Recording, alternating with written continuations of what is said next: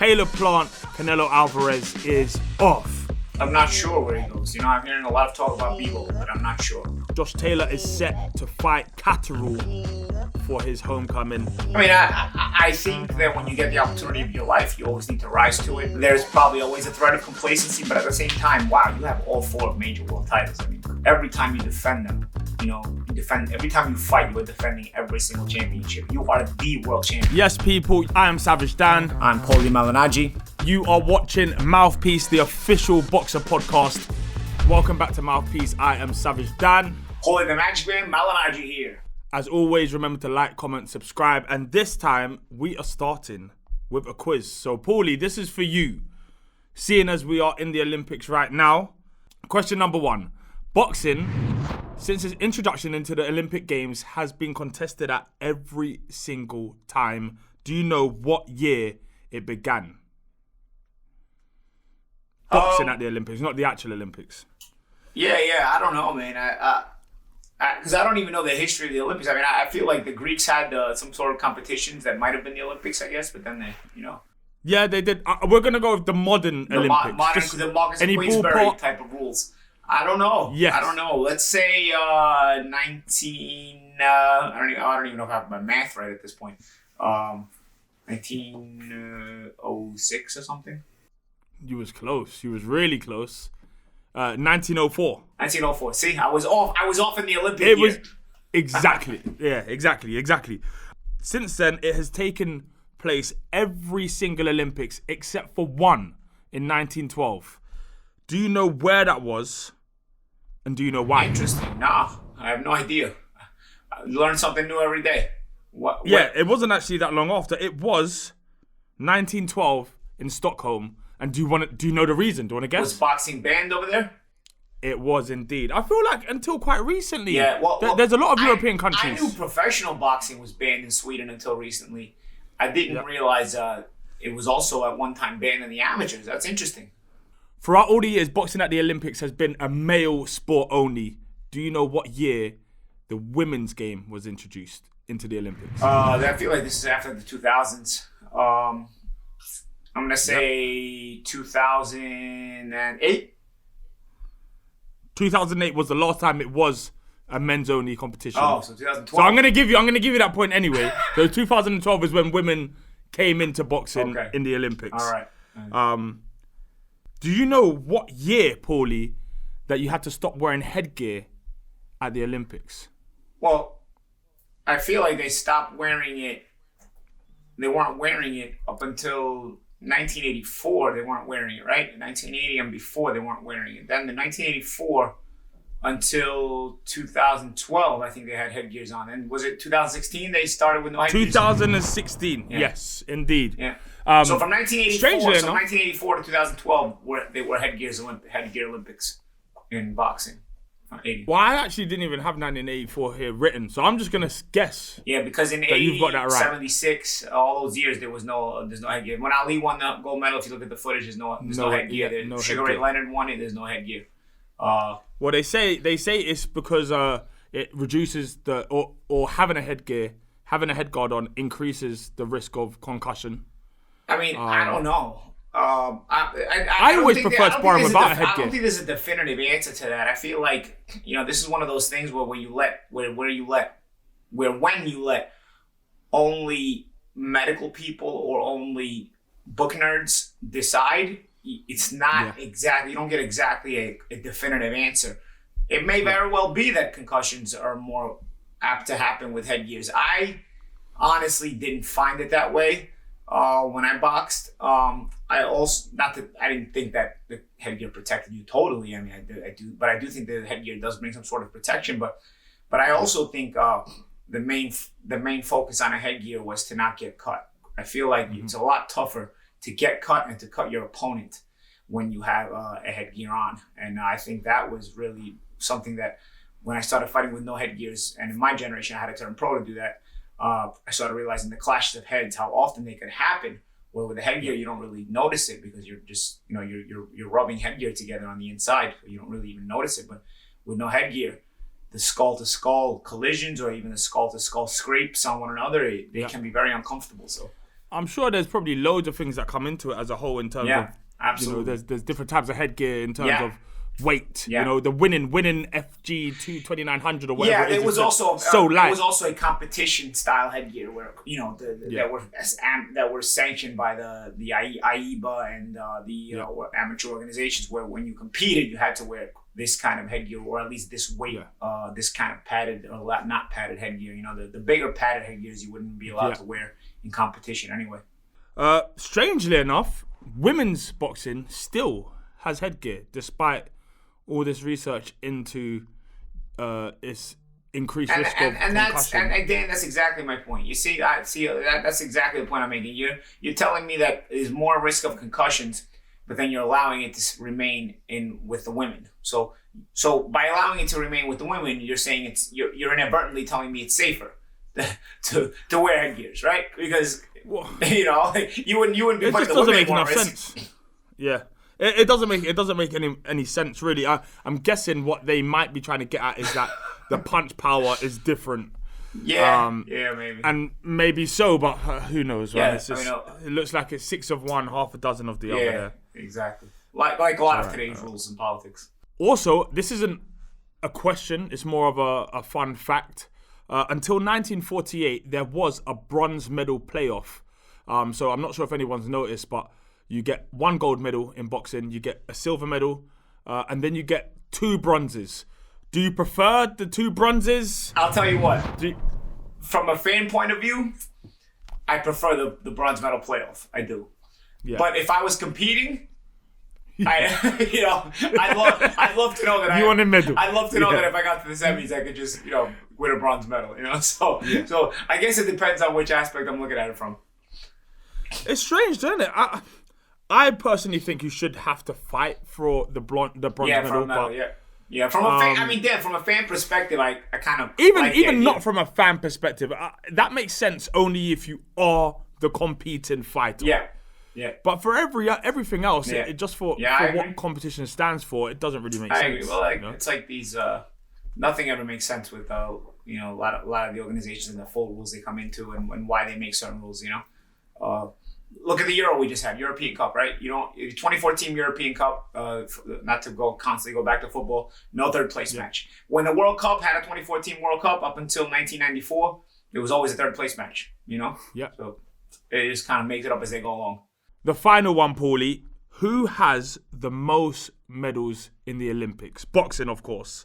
I'm going to give you a short list. USA, Cuba, Great Britain, and Italy. Rank them. I would have probably put the Soviet Union over Italy, but I'm going to say Cuba. I'm going to say USA, England, and then Italy.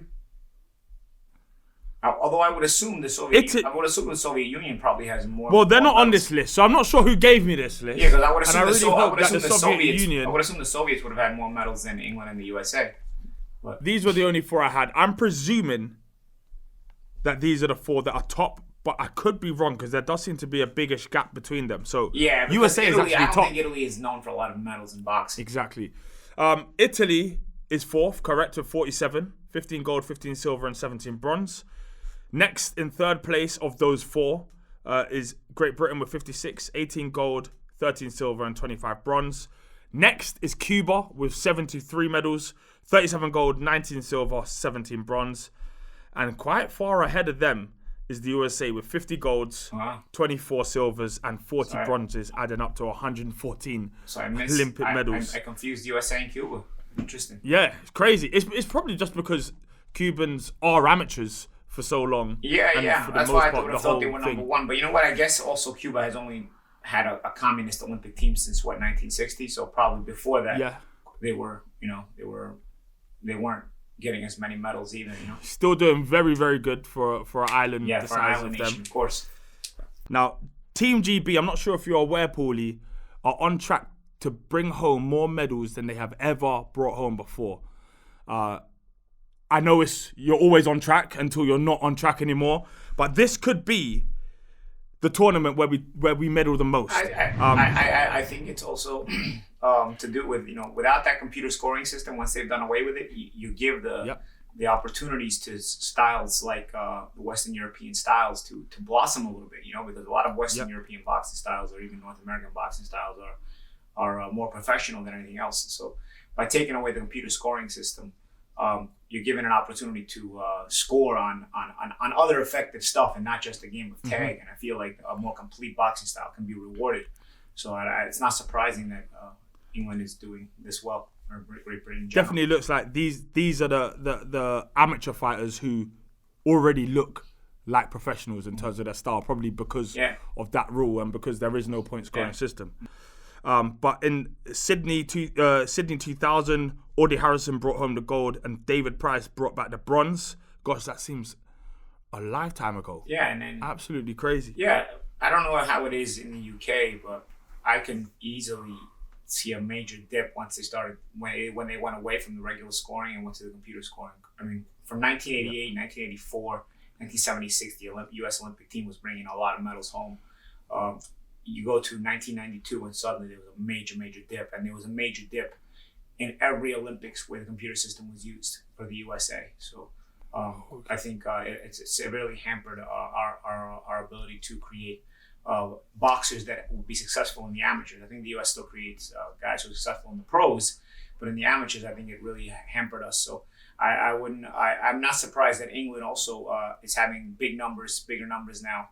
That type of scoring system was done away with, because you could actually reward overall boxing ability and the overall boxing landscape. I just felt like the computer was a game of tag. Probably does have a double-edged sword though, because we have seen some horrible decisions made and judges calling fights in particular ways when there isn't a computer scoring. Yeah, but you know what? system. You also saw some terrible scoring system for the computers too. I mean, I would see some horrible scoring with computers. Is there someone sitting behind the computer pressing every time? You know what? It's made to take away the human emotion out of it. You're just pressing the buttons, but a lot of times it's so difficult to score that way because there's exchanges. There's guys punching at the same time. How do you press the button? Or both guys throw a 3-4 punch combination in an exchange. So both guys are throwing that many fast punches. Wow, rat-a-tat-tat. How do you score that? What are you watching? And then all of a sudden they split and they come out of that exchange. They come into another exchange. They go around the ring. It's just there's too much to keep up with. It's also the reason why I can't stand punch stats in TV fights. I noticed when I was working for Sky in England, you guys didn't really do the punch stats, which I really liked. In America, it seems like fans are dumber unless you give them numbers to where they can score things. They don't understand what they're watching. So, the networks here want their punch stats. But it's the same thing as a computer scoring system where basically it is impossible to gauge a connected shot. You just can't do it because you don't know what's landing clean, in the thing. So just what I described to you, in the middle of a big exchange, both guys firing shots, both guys short, crisp shots, the nice exchange. You also have to figure out what's landing clean, what's not landing clean. There's only a clean landing shot really is what gets scored, what doesn't. It's too much to do, and you only have 1 second to press the button. It's like, and the judges are 150 years old on top of that too. So it was just too much work. Reflexes are gone. They're gone. Their reflexes are gone. It was too much. It was their eyes are gone too. How do you keep up with that? So it was very difficult. But of course, the other two-edged sword is like you said, Dan. I mean, when you don't have the computer scoring system, now you have judges who now can play the favoritism a lot better. You get situations like you did with Roy Jones in 1988, and you get those type of situations again. I remember who's the Irish fighter works fights with Top Rank. McConnell. He had a controversial decision where he gave the middle finger to the judges. And that was in 2016. I think that's when they had gone away from the computer as well. So you're going back to that. So it's damn if you do, damn if you don't, right? But I overall, for the overall appreciation of boxing, you just get better boxing when you don't have when you don't have the computer. It's exactly like football, where they will bring a stat out and they'll be like, oh, he has had 25 key passes, but yes, these numbers are all good, but nothing beats the eye test, just Yeah, knowing of what course. you're looking at. I mean, we've had this conversation off the air with Italy and 𝘰𝘯𝘧𝘪𝘯𝘨. 𝘰𝘯𝘧𝘪, you can look at his Italy stats. He's scoring 1 million goals against the Maltas, the Luxembourgs of the world, Azerbaijans of the world. You put him in a tournament, the guy watches the game from the field. He's not playing. He's watching the game. He should be charged for a ticket. So yes, the statistics and numbers can be deceiving. We had Amir Khan in 2004, who got the only medal for us, bringing home a silver. Beijing 2008, James DeGale brings home the gold.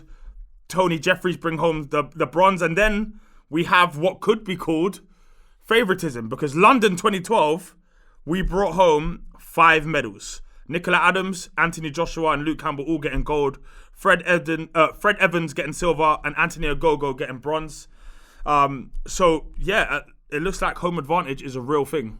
Not just having a crowd behind you, but maybe the crowd, the judging can too, get on the judges' backs. It How was affects the judging. Beijing It really 2008 does. for China, right? They had Exactly. Yeah. And of course, we all know Korea 1988. We all know that. Honestly, that one, it doesn't get. They should still be overturning that now. You know what's funny about that one? My brother actually recently, we were discussing that fight. You and I had talked about it on the show, and I forgot.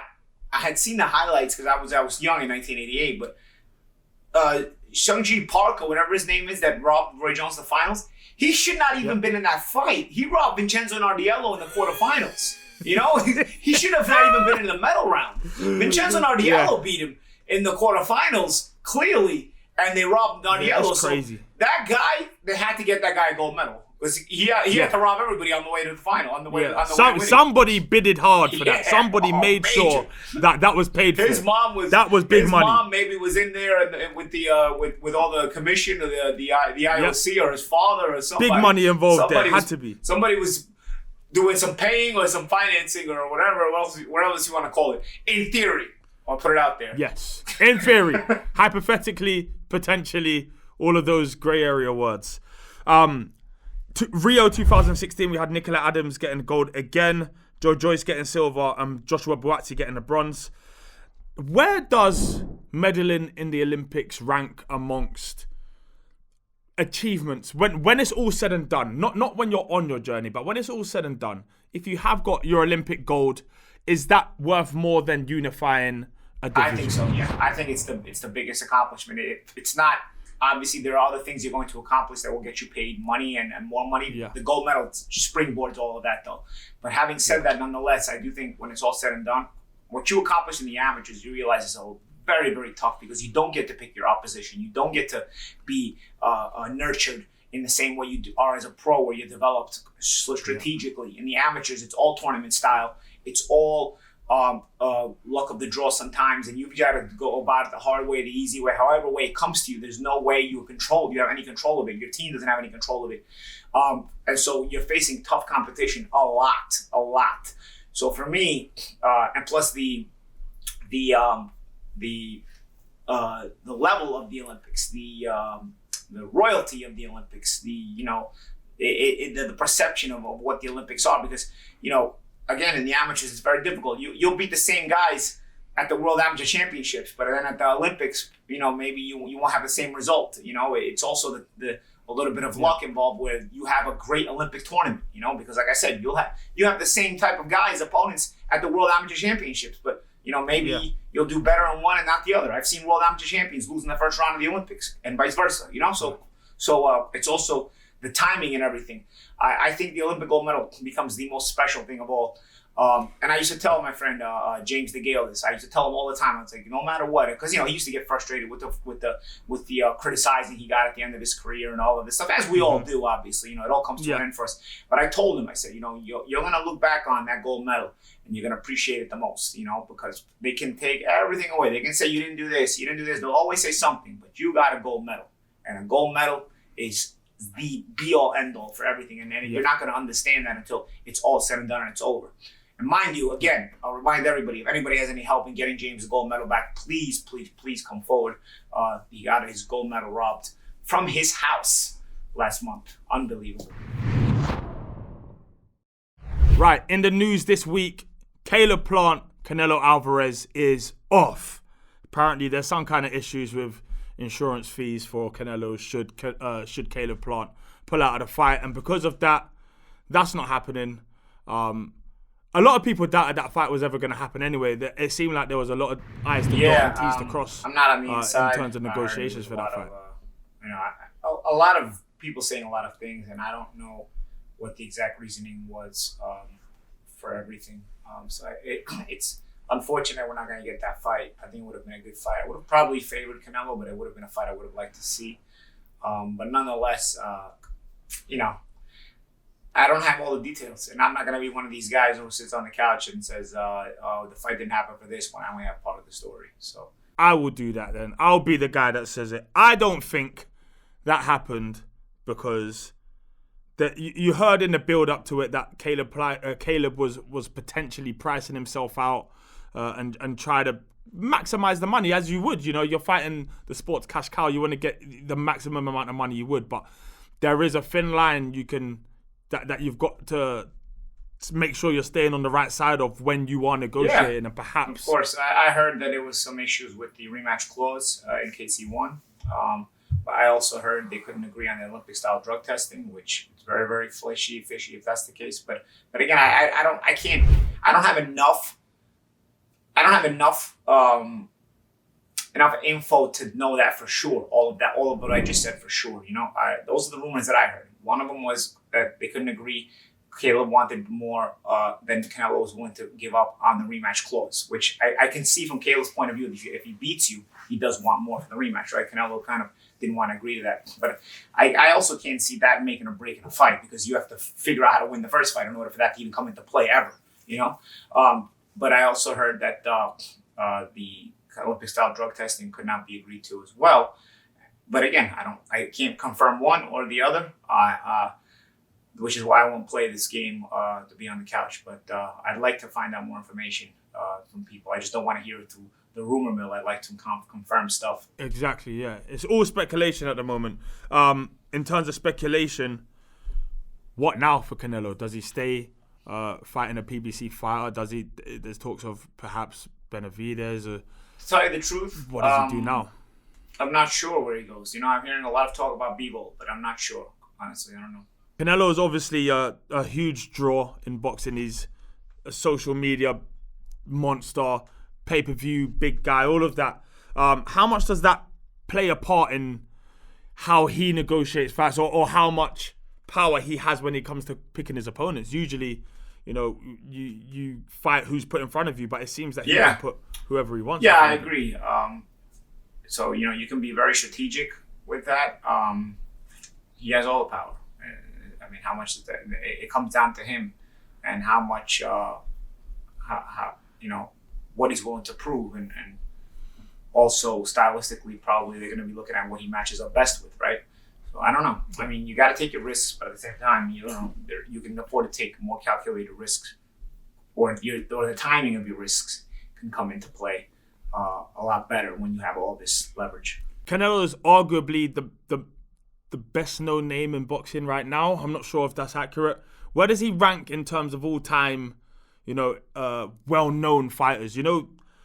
Mike Tyson is someone that everyone knows globally. He's one of the guys. He's one of the superstars of the sport right now. I'd say it's him and AJ. Doesn't mean that they're necessarily the best, but they're terrific world-class fighters, and popularity comes along with that, and they have the total package that makes them very popular. Right. Also in the news, Josh Taylor is set to fight Catterall for his homecoming. Catterall is the one who stepped aside for his fight with Ramirez, and now it looks like he will be the opponent for Josh Taylor when he returns to Scotland. What do you think happens in that fight? Do you think it's obviously a big step up for Catterall, but is it something he can rise to? I think that when you get the opportunity of your life, you always need to rise to it. You train that way. You started boxing dreaming of that this day would come for you. So for it to be here for him, I'm happy for him.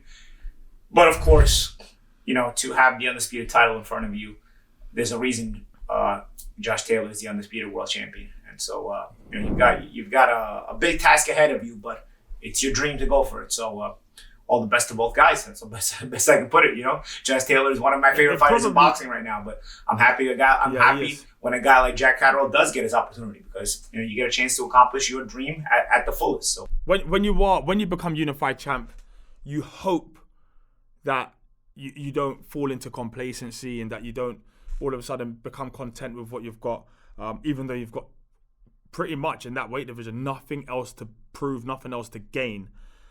Because Josh Taylor isn't a huge name, does that keep the fire burning? The fact that he isn't well known all over the place, the fact that TV networks don't always pick him up when they should, does it keep it burning? I'm not sure. I tell you, I wish I could tell you what it's like to be the undisputed world champion of a weight class, but I never accomplished that. But I assume there's probably always a threat of complacency, but at the same time, wow, you have all 4 major world titles. I mean, every time you defend them, every time you fight, you are defending every single championship. You are the world champion. Everybody says, there's the old school type of boxing thing. They say, one champion per weight class. Well, because you have been so good, you created that in your weight class. So it's something special. It's a special mantle you carry every time you get into the ring. You are the only world champion in your weight class, regardless of all the fake belts they keep making for guys like Gervonta and anybody else. There is no other 140-pound world title out there that can be grabbed. You have them all. Yeah. Because if you grab even the secondary ones, they'll just create a third and fourth one.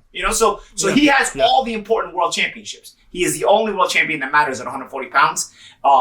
Anybody who doesn't understand that and hasn't been watching boxing long enough, So you have that, and I feel like that's a nice weight to carry on your shoulders, because you have there's an old school feel to you. You have all 4 titles. You are the only world champion in the weight class. So that makes it old school for you. And every time you fight, you have a chance to keep that tradition going. You are one world champion in one weight class. Who is the biggest threat to those world championships? I don't know. Maybe Gervonta will be a nice fight, at 140 pounds. Yeah. I don't know if the politics would be able to make that fight. That would be interesting for sure. Teofimo Lopez may be coming up in weight soon. I don't know if Crawford can get back down to 140, but if Crawford could, sure.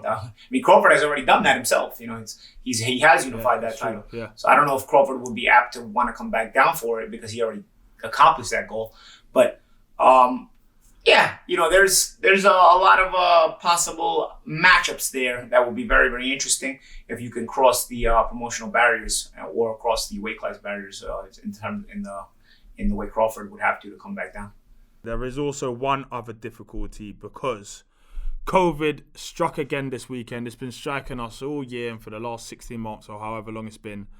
Conor Benn was supposed to fight Granados, in which would have been an interesting fight, but we didn't get to see it because of COVID. I'm going to ask for a prediction that you would have had. Were you expecting Conor Benn to get in there and do the business? You would have favored Conor, but Granados is one of those guys. He's always tricky. And he's also a guy who's been robbed a few times. He's comes up with a short end of the stick. And possibly, who knows, fighting in England against Conor, maybe that would have happened again. Who knows? I feel like I would have favored Conor, but this was a really interesting fight, because Conor he stepped up, he's been the goods, and he's the kind of guy you want to keep watching. You want to keep continuing to watch his development, because you can see that passion burning in him, and I feel like he's improving every time. But I would have loved to see this, because Granados is that tricky banana peel for everybody. And sometimes he beats you. And sometimes he beats you and he doesn't get the decision. So I wanted to see which way it goes. I wanted to see, I really, really wanted to see. I wanted to see the Conor Benn's improvements and the things that I've been seeing in Conor and the potential that I see in Conor. I wanted to see how it would have matched up against a spoiler like Granados. I would have loved to see that. Yeah. Well, COVID took that one away. It also took away White versus Povetkin 2 for a while. It took away Lopez versus Kambosos. It took away Fury versus Wilder 3. There's probably loads more that I've forgotten about. How bad has COVID affected boxing? Yeah, it's affecting the schedules a lot. I think it's affects the scheduling of a lot of things. So we'll see how things proceed. Is there? I mean, it looks now like there's a bit of a light at the end of the tunnel. Some fighters, however, though, it might just be dark at the end of the tunnel, because if you haven't fought for 2 years because of this situation, and you've been a club fighter, you're someone who you're not in huge venues all the time, you're not a well-known name, it means that you've been on the back burner for quite a long time. When you get back in there, are you even the same fighter? Yeah, of course. It's it can be frustrating for that level guy too, because the big promoters, sure, they get the dates anyway without the fans. The smaller promoters, fighters probably sitting on the bench, sitting on the sidelines. So it's interesting. We'll see. And in closing, on the weekend here in the U.S., we had a PBC card at the Newark Prudential Center. Heavyweight prospect Coffee got beat by I guess a journeyman, Rice. He was 13-6 going into the fight. Coffee was a New York guy. He was a pretty sought after prospect in New York. I was never fully convinced of him, but I thought he was not a bad fighter. PBC went and signed him. He'd been doing okay, and he got beat this weekend by I forget the guy's first name, but Rice in the Prudential Center main event. 𝘠𝘯𝘪𝘮𝑚 prospect got back on the winning track with a nice win. Joey Spencer also back with a win. Decent PBC card. That is it for this week. As always, remember to like, comment, subscribe, all of that, and we'll see you next week. Yes, people, I am Savage Dan. I'm Paulie Malignaggi. You are watching Mouthpiece, the official boxing podcast. We are two of the most knowledgeable, two of the most charismatic, biggest personality guys in boxing, and we are two of the coolest cats talking about the sport today.